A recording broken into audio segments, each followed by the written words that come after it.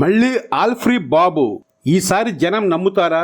విజయనగరం జిల్లా పోలిపల్లిలో జరిగిన యువగళం పాదయాత్ర ముగింపు సభకు టీడీపీ జనసేన కేడర్ భారీ ఎత్తున తరలివచ్చారు.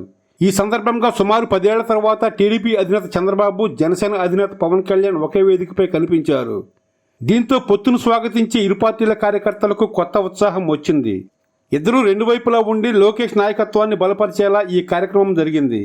ఈ సందర్భంగా చంద్రబాబు ఇచ్చిన హామీలు ఆసక్తిగా మారాయి. తాజాగా జరిగిన యువగళం పాదయాత్ర ముగింపు సభలో చంద్రబాబు ఉచిత హామీల వర్షం కురిపించేశారు. ఇందులో ప్రధానంగా కర్ణాటకలోను, తెలంగాణలోను కాంగ్రెస్ పార్టీ ఇచ్చిన హామీల్లో కీలకంగా మారిన మహిళలకు ఉచిత బస్సు ప్రయాణం హామీని చంద్రబాబు తాను అధికారంలోకి వస్తే ఏపీలో కూడా అమలు చేస్తారని ప్రకటించారు.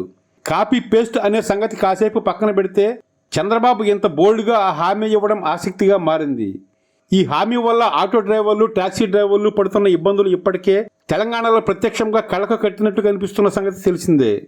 దీంతో అక్కడ ఈ విషయంపై పలు వర్గాల్లో తీవ్ర వ్యతిరేకత వచ్చింది. బస్సుల సంఖ్య భారీగా పెంచకుండా ఉచితం అనేసరికి ఆర్టీసీ బస్సుల్లో ప్రయాణ స్వరూపం మారిపోయి నరకప్రాయంగా మారిందనే కామెంట్లు వినిపిస్తున్నాయి. ఆ సంగతి అలా ఉంటే ప్రధానంగా మహిళా ఓటు బ్యాంకును ఆకర్షించే ప్రయత్నంలో భాగంగా చంద్రబాబు మరికొన్ని హామీలు ఇచ్చారు. ఇందులో భాగంగా తల్లికి వందనం అనే హామీ ద్వారా ఏడాదికి 15,000 రూపాయలు మహిళల ఖాతాలో వేస్తామని చెప్పారు. అయితే ఇది జగనన్న అమ్మఒడి కార్యక్రమానికి కాపీ అనే కామెంట్లు వినిపించిన సంగతి తెలిసిందే.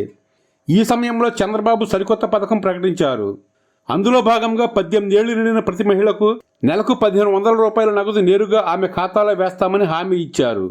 అదేవిధంగా ఏడాదికి 3 గ్యాస్ సిలిండర్లు ఉచితంగా ఇస్తామని, రైతులకు ఏడాదికి 20,000 రూపాయలు ఆర్థిక సాయం చేస్తామని చంద్రబాబు హామీ ఇచ్చారు.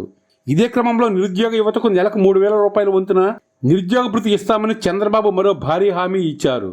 అయితే ఈ హామీ 2014లో ఒకసారి ఇవ్వడం, నాడు కార్మిక శాఖ మంత్రిగా ఉన్న అచ్చెన్నాయుడు ఈ విషయంపై సీరియస్గా స్పందించడం, ఆ తర్వాత మామా అనిపించడం తెలిసిందే. అయినా సరే మళ్ళీ ఈ హామీని తెరపైకి తెచ్చారు చంద్రబాబు. అయితే ప్రస్తుతానికి ఇవి కొన్ని మాత్రమే అని తెలుస్తోంది. త్వరలో మరిన్ని హామీలతో పూర్తి మేనిఫెస్టో త్వరలో విడుదల చేస్తామని చెబుతున్నారు.